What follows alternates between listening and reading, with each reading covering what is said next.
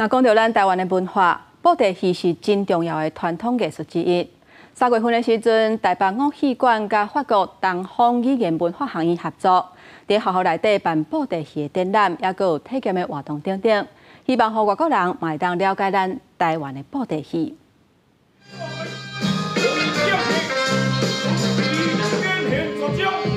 伫台顶请红仔用台湾原创的金光布袋戏三甲六日的八馆，大开外国人看甲真有趣味。台北乐戏馆馆长亲身示范省大将月场的操作技巧，嘛则坐台湾布袋戏红仔来到法国互民众体验。意大利的，还是法国的原本的传统的布袋戏，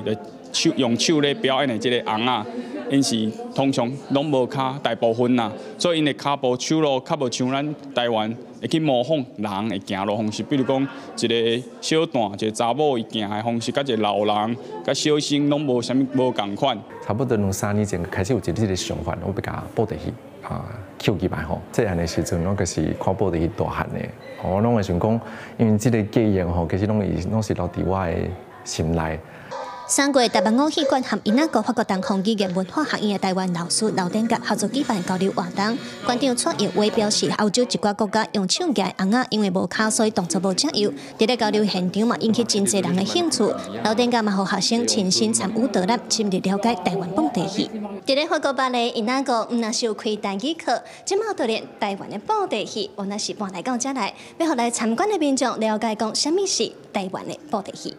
有学生讲，以前敢若伫校内体验过布袋戏，不过后来来到台湾做交换生的时，亲身感受到布袋戏的水甲音乐性，互伊真难忘。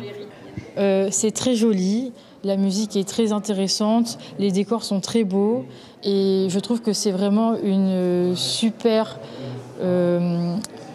c'est une très belle culture et ça représente bien Taïwan.